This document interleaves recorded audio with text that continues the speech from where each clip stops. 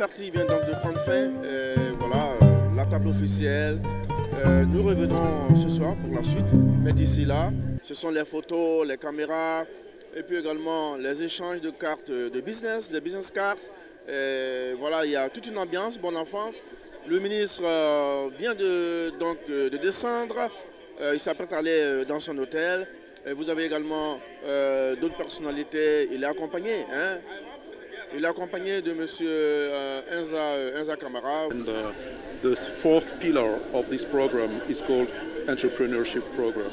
So as you can see, we have a huge program to develop SMEs and develop the entrepreneurial mindset in the country. The program is set to double or triple the number of SMEs in the countries and have them oriented on industry and export for the future. So about the women, I know recently you said that Nigeria, they have many people, that's why they produce more than Ivory Coast.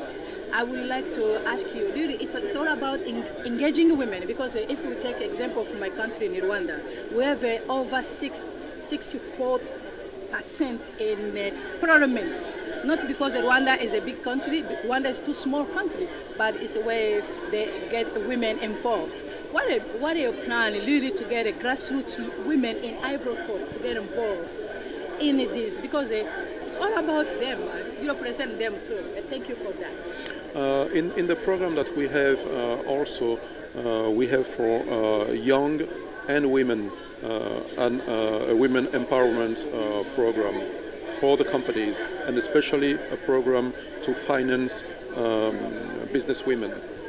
So we focus on the economic side because we understood very early that women can contribute to the education of the family much more than men today in the country.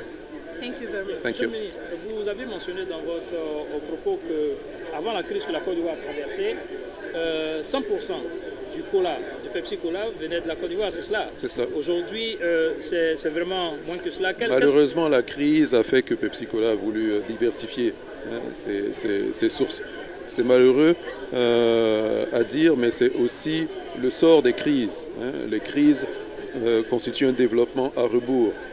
Alors que là, comme on avait 100%, il était normal pour une compagnie privée de sécuriser ses intérêts en voyant d'autres sources d'approvisionnement. Est-ce qu'aujourd'hui, il y a une stratégie qui est mise en place pour pouvoir regagner cette place que nous... Je vais vous dire une chose. Tout notre objectif est de redonner à la Côte d'Ivoire la place enviable qui était la sienne avant. Mais il faut se dire ceci. On met du temps à construire et on peut détruire une réputation beaucoup plus vite qu'on ne l'a construit. Donc aujourd'hui, la reconstruction est beaucoup plus lente après la crise. Et moi, je fais partie de ceux qui viennent pour reconstruire. Et c'est beaucoup plus sûr parce que vous voyez, vous avez donné un peu les éléments que la Côte d'Ivoire est en train de pouvoir accomplir pour le match de MCC. Oui, donc oui. Je vous remercie, mais bon, ce sont des défis. Il faut les relever et sur le long terme, on a intérêt à relever ces défis-là. Sur le long terme, plus de démocratie, plus de transparence, nous apporterons plus de développement. Monsieur.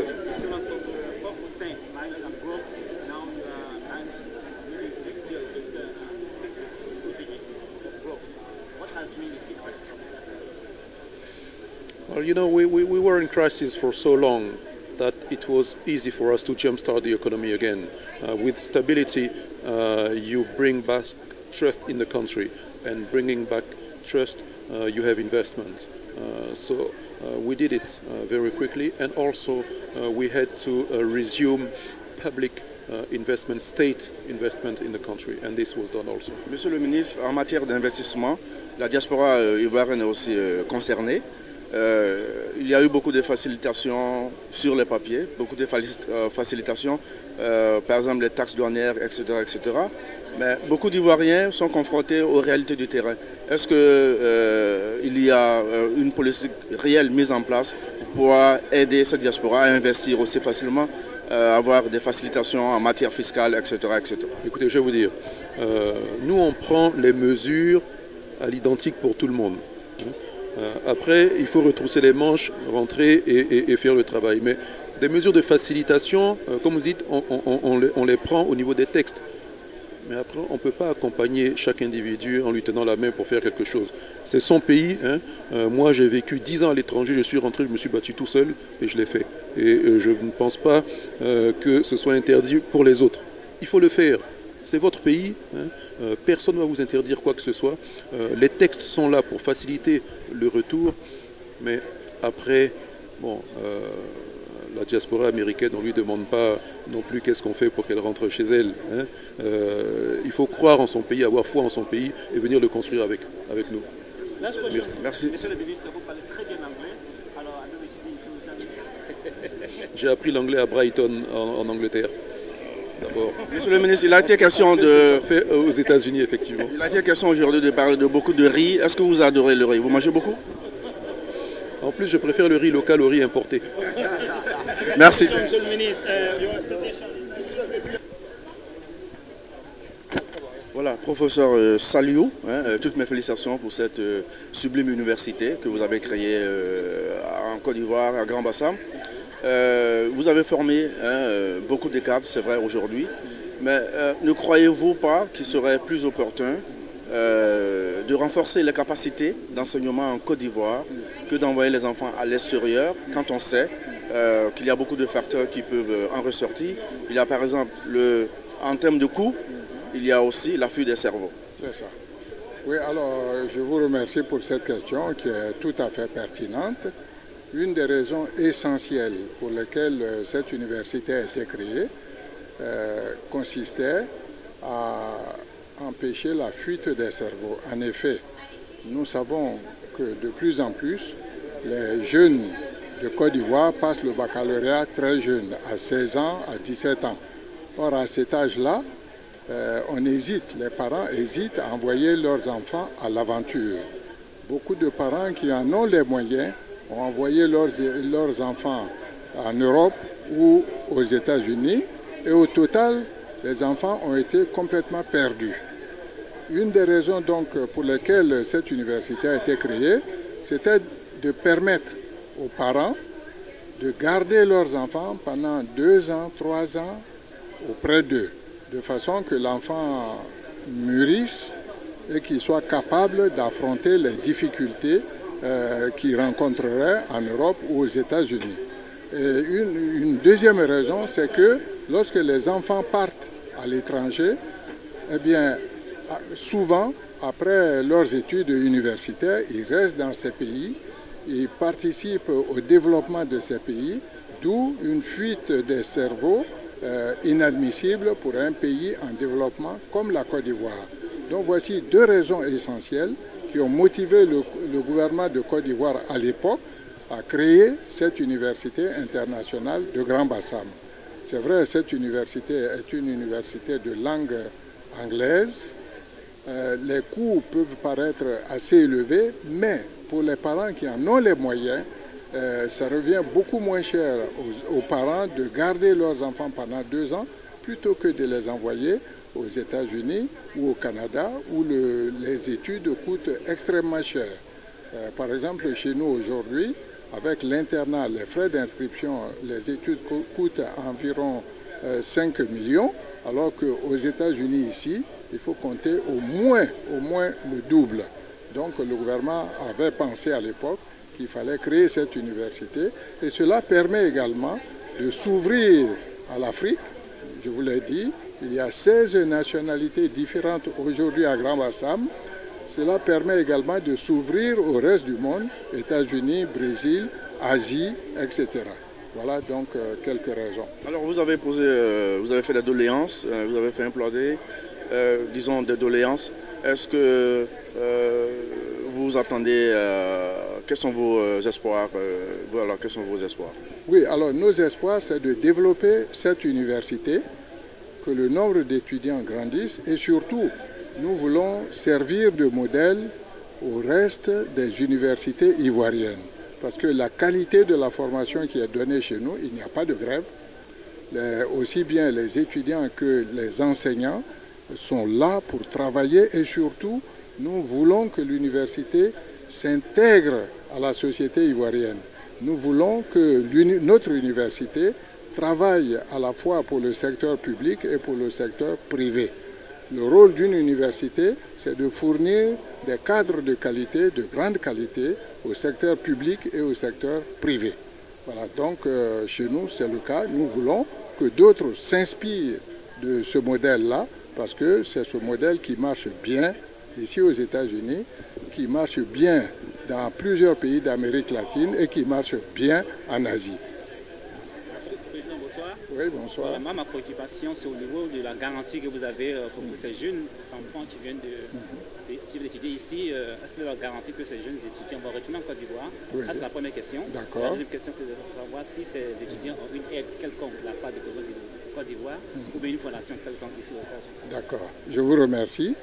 La garantie que nous avons que ces jeunes gens vont retourner en Côte d'Ivoire, et beaucoup sont déjà retournés en Côte d'Ivoire, c'est que, je ne l'ai pas dit tout à l'heure, c'est que nous avons de bonnes relations avec l'ambassade des États-Unis en Côte d'Ivoire.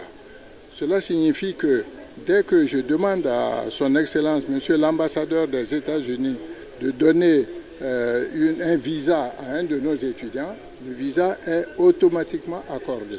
Mais la contrepartie de cela, c'est que nous avons des accords, ils ont un type de visa. Après leurs études, nos étudiants sont obligés de revenir en Côte d'Ivoire.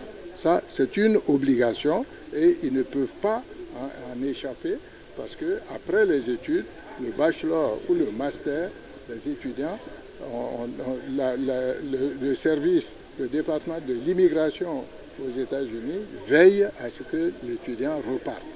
Il peut revenir avec notre autorisation. Donc cela permet d'éviter la fuite des cerveaux. Donc voici la réponse à votre première question. La deuxième question, vous me demandez s'ils ont des aides.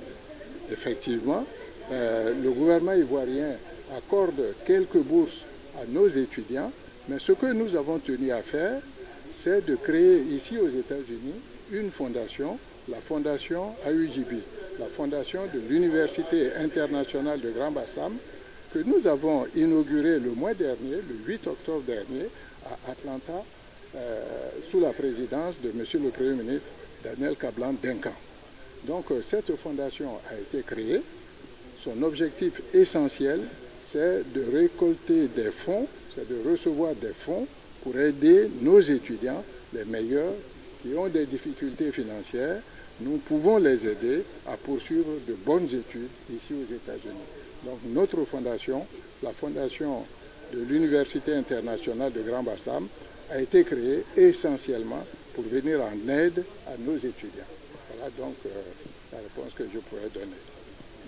Merci. Je suis le seul homme parmi ces ravissantes demoiselles. Alors qu'est-ce que c'est très bon d'être avec vous et toutes mes félicitations. Toi, je t'ai suivi, tu as représenté toutes ces filles. Tu étais très excité, hein, c'était vraiment bien. Vous êtes arrivé ici de la Côte d'Ivoire de Grand Bassam. Vous étiez étudiante à l'Université de Grand Bassam. Vous allez vous présenter chacune et puis ensuite dire comment est-ce que, quand est-ce que vous êtes arrivé ici. Bon, je commence par toi. Ok, moi c'est Kingbewe Wendy et je fais un major en finance. Oui. J'étudie la finance. Oui, j'étais étudiante à l'Université de Grand Bassam et j'ai transféré mes crédits ici à UCA, l'Université de Central Arkansas.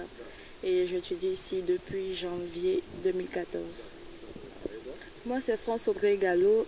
J'étais aussi élève à l'Université internationale de Grand Bassam, mais comme elle, j'ai transféré à UCA, University of Central Arkansas, et je fais maintenant l'économie.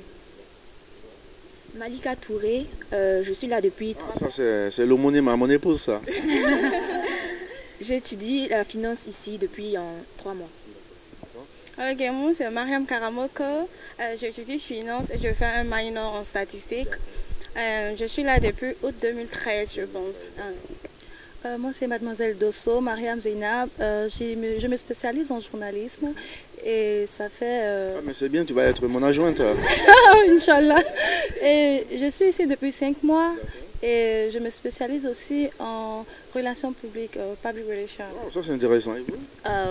Moi c'est... Sorry. D'accord, c'est pas grave, il n'y a pas de courant dessus. Moi c'est Mademoiselle Ton Huguette et je me spécialise en finance, aussi mathématiques. Et je suis là, on est venus ensemble en 2013 août. Donc, yeah. Moi c'est Justine Kofi, je me spécialise en assurance, les risques. Et puis je suis spécialisée aussi en finance. Comme toutes ces filles, je viens de l'Université internationale de Grand Bassam aussi. J'ai transféré mes crédits ici. Ok, moi c'est Mariam Bomba. Ok, et je suis arrivée ici en janvier 2014. Je fais comme major la filière, puisque nous sommes en français là. L'économie, comme l'économie est aussi grand, je fais l'international, le commerce international au fait. Voilà, thank you. Moi c'est Ginette Aka, je suis ici depuis mai et ma filière d'expertise c'est comptabilité. Wow, bravo, alors ça c'est l'avenir du pays, hein. C'est vraiment intéressant, toutes mes félicitations. Et ça a été comment l'intégration lorsque vous êtes arrivé ici? Ça a été comment l'intégration? D'abord quitter la famille en Afrique, les amis, et vous venez ici, l'intégration ça a été aussi facile, comment vous avez été accueillis, et voilà. Bon, je vois ces deux jeunes filles qui font comme ça déjà. Bon, pour moi, par exemple, et avec mes amis qui étaient avec moi, qui sont venus avec moi, c'était un peu plutôt facile côté intégration parce qu'on avait déjà 3 autres copines qui nous avaient dévancé, Mariam Karamoko et puis une autre Zénab. Elles étaient venues en septembre passé, nous on est venus en janvier juste après elles. Donc il y avait seulement nos parents qui nous manquaient souvent. Mais comme elles étaient déjà là, il y avait une certaine chaleur. Mais ce qui fatiguait plus, c'était l'anglais, les cours. Parce que l'accent des Américains, c'était pas même chose, c'était pas trop même chose, identique à l'accent à UGB. Là. Donc on avait un peu des difficultés, mais au fur et à mesure ça allait. Aujourd'hui ça va, je l'ai écouté, elle parlait bien. L'accent ça va, non? Ça commence à aller. Ça va, comme elle a dit, bon, c'est pas comme elles quand ils sont venus après nous. Tu vois, ils sont un peu vite intégrés par rapport à nous. Nous, quand on est venu au début, j'avoue que c'était un peu difficile. On connaissait personne, on ne savait pas comment ça allait marcher ici, tout et tout. But on a tried. So now, je pense que maintenant, c'est assez intégré. On les a aidés à s'intégrer aussi. Je pense qu'on enjoy being at UCA. Désolée pour le petit anglais là, mais bon. En tout cas, on a... Je te voyais sur scène, tu parlais bien, décontracté, c'était super, hein, c'est vrai. Elle a dit que le pays lui manque, c'est vrai, toi aussi. On sait que Bassam, c'est la plage, hein, c'est la nourriture africaine, c'est le foutou. Ici, c'est pas ça. Ici, c'est pas ça parce que on ne pourra pas trouver au fait le foutou ici. Le foutou fait à Abidjan. Tu vois, c'est toujours la poudre et le plat cali aussi. Sauf qu'il y a une différence côté nourriture, mais ça va, ça va. Okay, c'est intéressant. Bon, d'accord. Voilà, encore une fois, toutes mes félicitations. Et je ne vais pas prendre trop votre temps, mais j'ai une question très importante à vous poser parce que je l'ai même posée à votre professeur, c'est ça, le directeur, à qui j'ai demandé, bon, la plupart des étudiants qui viennent ici restent ici parce que, voilà, donc il y a la fuite des cerveaux et il y a eu beaucoup de dépenses faites pour vous amener ici. Alors dites-nous, est-ce que après vos études, vous comptez rentrer au pays pour aller servir le pays? Est-ce que vous croyez, ou bien vous voyez d'autres opportunités, vous allez rester ici en même temps? En fait, si je veux me baser sur l'horizon 2020, comme 2020, je pense que le pays aura peut-être subi une émergence. Donc, on pourra apporter un plus au développement. On pourra contribuer au fait de ce qu'on aura appris ici. On pourra investir en Côte d'Ivoire. Donc, je pense que ça sera rapportable pour nous de retourner au pays. Oui, je pense la même chose. Je ne compte pas du tout rester ici. Je veux aller au pays, aider mon pays aussi et contribuer au développement, être une grande femme de demain pour mon pays. Bravo. J'espère que ce ne sera pas comme mon caméraman qui dit, lorsqu'il est arrivé, il dit, bon, moi je suis là pour 2 seulement. Après, je retourne au Sénégal. Après 1 mois, je retourne au Sénégal. Alors, doucement, il est encore ici. Ok, alors... Oui, je pense retourner après quelques années d'expérience. Moi, je pense retourner après quelques années. Moi, je pense qu'après mes études, s'il est possible d'avoir un peu d'expérience ici, parce que ça rapporte toujours mieux quand tu as un peu d'expérience aux États-Unis avant de rentrer au pays, de partir là-bas directement. Si j'ai eu un peu d'expérience, je pense que ça serait une bonne opportunité pour moi de développer mon pays, d'être une grande femme, Inch'Allah. D'accord. C'est vrai qu'ici, il n'y a pas trop d'Africains. Lorsque les Africains se retrouvent, spontanément, il n'y a pas d'Ivoiriens, il n'y a pas de Guinéens, on se retrouve. Et vous, surtout que vous êtes des étudiants, des intellectuels, c'est aussi très facile pour vous de créer une association. Mais j'espère que ce n'est pas une association pour vendre la kéké pour ça, non? Non, bien sûr que non. Bon, on a essayé, au début qu'on est venu, il y avait une association, mais ce n'était pas aussi solide. Donc on a décidé de créer une association ivoirienne qui permettra d'aider nos frères qui viendront à être ensemble, à pouvoir s'intégrer facilement. Donc c'est de là on est parti pour créer notre association. Actuellement, c'est sur pied. Ivorian UCA Association. UCA Association. Donc, on est reconnu par l'école, par UCA, donc on essaie de s'adapter, ça marche. Vous avez des aides financières déjà? Oui, par l'école. Le UCA, ils nous aident, ils nous donnent de l'argent pour les activités, tout. Donc c'est déjà bon. Mais si, par exemple, l'Université internationale pouvait nous aider mieux, je pense que ça va être encore plus top. Regardez la caméra et puis vous allez le dire. Voilà, ok, Monsieur le Président, comme tu vois, nous sommes venus ici. Grand Bassin. Ok, d'accord. Donc, Okay, Sir President. We want you to help us, develop our association that we create at UCA. The name of the association is UCA Ivorian Association. We need help, please. Thank you. Alors, vous avez dit que votre association, c'est d'aider, par exemple, ceux qui viennent. Est-ce que depuis que vous avez créé votre association, est-ce qu'il y a eu des nouvelles qui sont arrivées? Et qu'est-ce que vous avez fait pour ces gens? Ok, en fait, l'association a été créée, comme elle a si bien dit, en 2014, cette année. Et le but de cette association, c'est d'accueillir nos amis qui viennent directement de la Côte d'Ivoire. Okay? Et lorsqu'ils sont arrivés, on a accueilli pratiquement 40 personnes venant de... Vous êtes combien au total? La cinquantaine. Toutes de la même école? Il n'y a pas de garçons? Bien sûr qu'il y a des garçons. Parce que je ne vois que des femmes ici. Mais il y a plus de filles comme toujours. Voilà. Donc pour ne pas que ces personnes soient dépaysées, nous avons organisé des dîners, des activités pour que nous soyons ensemble. Puisque le but c'est d'être ensemble et de ne pas laisser les gens être dépaysés au fait. Voilà, c'est un peu le but. Et on a réussi à comment je dirais, à atteindre ce but-là. Ok, à part certains problèmes financiers dont elle parle, est-ce que vous avez d'autres problèmes? Bon, pas vraiment pour le moment. C'est juste, voilà. Et puis un peu... Ah, donc vous payez les frais scolaires. Pourtant, vous avez reçu une bourse, non? Non. En fait, cette bourse, c'était juste le début, ceux qui venaient au début. Après, moi, je n'ai pas reçu la bourse. Il y a certains parmi nous qui ont reçu la bourse, mais pas tout le monde. C'est les parents qui payent les études. Et c'est vraiment pas facile pour les parents. Si vraiment le gouvernement ou le président pouvait nous aider en cela, vraiment, ça nous fera vraiment plaisir. Parce que c'est vraiment difficile pour les parents à chaque fois, parce qu'on doit t'envoyer l'argent de poche et tout, et c'est vraiment difficile. La scolarité ici c'est cher, puisqu'on paye en francs CFA, donc ça revient cher.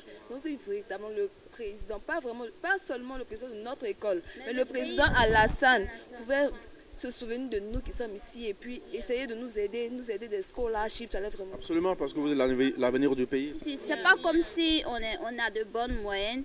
On essaie de faire de notre effort et bon, on essaie quand même d'être au plus haut niveau. Donc avec ça, il peut quand même nous aider, ça va être plus pour nous et puis ça va nous faciliter la tâche. D'accord. Je veux un dernier mot, je veux vous libérer, un dernier mot du groupe, la présidente alors. D'accord, allez-y. Ok, en tout cas, merci de nous avoir interviewé. C'était bien parce que ça va permettre aux autres de savoir ce qu'on vit un peu ici, notre expérience, comment ça s'est passé. C'était un vrai plaisir. Thank you. Merci beaucoup. Au revoir. Merci. Okay. Juste une minute, on va vous laisser le temps de vous reposer. Alors, cette rencontre avec Arkansas, c'est un partnership qui commence. Que pensez-vous de toutes ces rencontres, ces différentes interventions des autorités de l'Arkansas? Est-ce que vous vous attendez à un réel partnership avec l'Arkansas? Oui, je vous remercie. D'abord, pour commencer, je voudrais saluer et féliciter les initiateurs de cette rencontre, à commencer par le délégué général du service de promotion économique, M. Enza Kamara et ses collaborateurs, pour avoir eu l'initiative de cette rencontre. J'avoue que cette rencontre qui est placée sous la présidence du ministre du Commerce, de l'artisanat et de la promotion des PME, le ministre Jean-Louis Billon, a répondu à toutes nos attentes. D'abord, la participation était forte et la représentation du secteur privé, notamment de l'agro-business, était également forte. Elle répondait à nos attentes et je puis assurer que les interventions qui ont été faites montrent la détermination des investisseurs de Arkansas à collaborer, à travailler avec notre pays qui est, comme je l'ai fait dans ma présentation, un pays dont l'économie est basée sur l'agriculture. Vous savez, l'agriculture est l'épine dorsale de l'économie ivoirienne et la nouvelle politique développée par le président de la République, son Excellence M. Alassane Ouattara, c'est de faire en sorte que nous ne continuons pas d'exporter nos produits à l'état brut, de faire en sorte que le taux de transformation soit important afin que la valeur ajoutée soit également importante pour faire une véritable réalité cette politique de développement inclusif, à savoir faire en sorte que le produit de la croissance impacte véritablement sur chaque frange, chaque couche de nos populations, notamment les producteurs.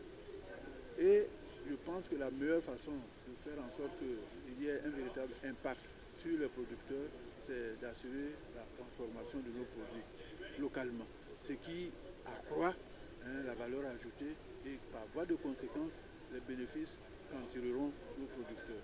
C'est pour cette raison que je place beaucoup d'espoir en cette rencontre parce que ceux qui étaient présents, ce sont des personnes, des investisseurs qui sont intéressés par ce type d'activité. Voilà pourquoi je voudrais vraiment me féliciter de l'organisation de cette rencontre et je ne regrette pas d'être venu. Je suis persuadé que le suivi va se faire pour que, à travers les rencontres B2B, les opérateurs économiques présents puissent établir des relations d'affaires qui peuvent être considérées comme des relations d'affaires win-win, c'est-à-dire gagnant-gagnant. Je vous remercie, monsieur le ambassadeur. C'est moi qui vous remercie. Merci. Alors, monsieur Ali Keïta, merci d'être là. Vous êtes le directeur général de Carité d'Afrique, SAR. Alors, dites-nous, c'est quoi votre société et qu'est-ce que vous gagnez à prendre part à une rencontre ici à Arkansas? C'est avec un réel plaisir que nous nous trouvons à Little Rock, dans l'état du Kansas, pour faire la promotion de karité de Côte d'Ivoire. Nous sommes le 5e producteur mondial du karité. Mais malheureusement, le karité n'est pas connu par d'abord l'Ivoirien et le monde entier. Pourtant, nous sommes 5e producteur de karité en Côte d'Ivoire. Et donc ici, présent, nous sommes venus déjà vendre le label karité de Côte d'Ivoire aux États-Unis. De sorte que les Américains puissent nous offrir une industrie de karité, mais surtout aider les 22 000 acteurs. Il y a 22 000 femmes qui travaillent dans le secteur karité, mais ils sont tous dans l'informel. Et moi, j'ai créé ma société appelée Carité Afrique. Et cette société fait la transformation du beurre de karité et industrialise le beurre de karité comme vous l'avez ici. Localement? Et localement. Mais aujourd'hui, nous n'avons pas d'industrie pour répondre à l'appel international. Parce qu'aujourd'hui, quand les États-Unis veulent commander du beurre de karité, c'est des millions de tonnes. Mais il faut une organisation forte et une industrie forte pour répondre aux commandes internationales. Donc ici, à Little Rock, je suis venu en tant que messager de 22 000 femmes qui veulent aujourd'hui l'émergence de leur secteur. Le secteur karité en Côte d'Ivoire veut l'émergence. Et l'émergence ne peut être que par l'industrialisation. Or, la Côte d'Ivoire n'a pas d'industrie de karité, de beurre de karité. Pour pouvoir répondre à des grandes... L'Oréal en Afrique du Sud veut au moins 1 million de tonnes de beurre de karité. L'Oréal a arrivé aujourd'hui des millions de tonnes de karité. Mais tant que nous ne serons pas en société coopérative, nous ne serons pas ensemble, nous ne pourrons pas être compétitifs, nous ne pourrons pas répondre à l'appel des commandes extérieures. Alors, vous êtes là à Kansas, vous avez fait des contacts certainement. Est-ce que vous avez de l'espoir que dans les jours, les mois ou les années à venir, vos problèmes seront enfin résolus? Inch'Allah, tout à l'heure, j'étais avec le maire de Little Rock et il m'a promis personnellement que dans peu de temps, il enverrait quelqu'un à Abidjan nous rencontrer afin d'avoir la logistique sur une usine d'extraction de beurre de karité en Côte d'Ivoire. C'est avec un réel plaisir que j'ai eu le maire lui-même. Et tout à l'heure, j'ai eu des partenaires bilatéraux ici à Little Rock. Ils sont aujourd'hui favorables à une industrie du beurre de karité. Car le karité aujourd'hui rentre dans l'industrie de la chocolaterie. Dans les 3 produits mondialement vendus, vous avez l'introduction du beurre de karité dans les 2 derniers. En ce qui concerne l'alimentation, vous avez l'introduction du beurre de karité dans l'alimentation, à hauteur de près de 50%, dans la chocolaterie, dans les biscuits, dans les mayonnaises, ainsi de suite. Dans l'industrie de la cosmétique, vous avez l'introduction du beurre de karité à hauteur de 70%. 80% des produits cosmétiques sont à base de beurre de karité. Mais aujourd'hui, ce n'est pas un produit le produit n'est pas connu. Il faut aujourd'hui que l'Afrique réussisse. Pas seulement la Côte d'Ivoire, il faut que l'Afrique réussisse à vendre ses labels, ses produits. Le karité ne sort qu'en Afrique de l'Ouest. Nulle part ailleurs dans le monde entier, le karité ne pousse qu'en Afrique. Et il faudrait aujourd'hui que l'Africain valorise ses matières premières. Je vous remercie. Je vous remercie, à vous aussi. Well, I'm glad this meeting is great. For everybody getting together and to see what we've got, what Ivory Coast is wanting to do. And it's going to be a great opportunity, I think, for the United States and for me especially, Arkansas Agriculture, for us to work together for some trade agreements and things. Y'all have got some things that we need, and we've got some things I think will be good for y'all's country too. Did you have in the past partnership with some African countries, and how would that happen? We have not. So in Arkansas, most of our overseas things are done through the United States government. But we're always there trying to make relationships and stuff so our products can go back and forth between the 2 countries. And I think this is great to get the dialogue started. Thank you so much. Thank you.